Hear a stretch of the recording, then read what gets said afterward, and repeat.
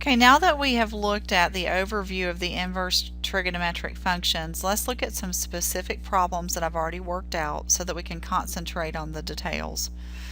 Sine inverse of negative root 2 over 2 equals an angle, so I'm going to call theta, where sine of theta has to be the value negative root 2 over 2.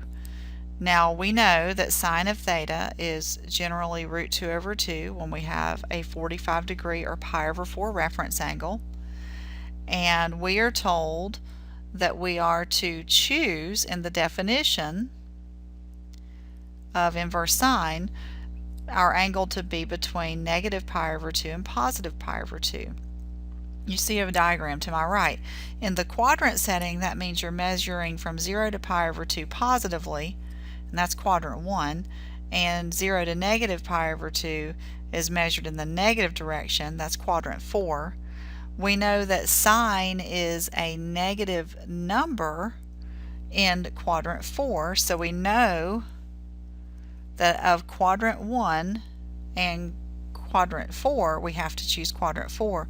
So now, some of you will want to call this angle 7 pi over 4, and that will be wrong because that's not numerically between negative pi halves and pi halves.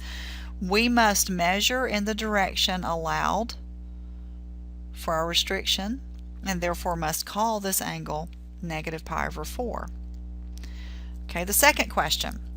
Cosine inverse of negative 1/2 is the angle theta, where cosine of theta has to be negative 1/2.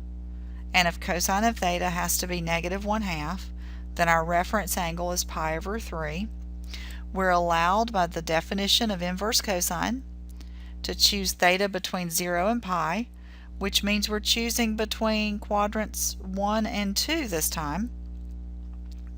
And our reference angle is pi over 3. We know this from our special triangles.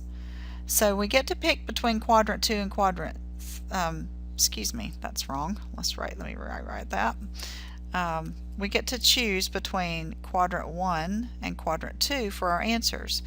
We know that cosine is positive in quadrant 1, so that's out. Cosine's negative in quadrant 2, so our answer, theta, must be a quadrant 2 angle with a reference angle of pi over 3, which means its measurement, you see I have circled here, I'll circle again, is pi minus pi over 3, or 2 pi over 3 radians.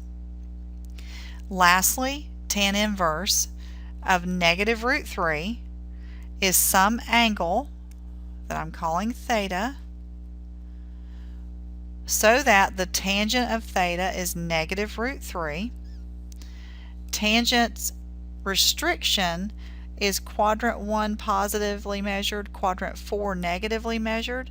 Since we only get to choose between those two, we know that tangent's positive in quadrant 1, yet negative in quadrant 4. So this negative sign tells us quadrant 4. We know the reference angle must be pi over 3 radians. So the reference angle here being pi over 3 would mean that the measurement of our angle would be called negative pi over 3. Now yes, 5 pi over 3 is in the same standard position, but 5 pi over 3 is too big. It's bigger than pi over 2. So the key here is to get the reference angle and then to measure in the correct direction and stay within the restrictions.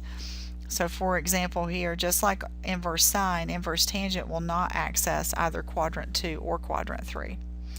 Okay, so you can see the ranges of inverse sine and inverse tan are most alike, and in the inverse cosine, guys, the different one.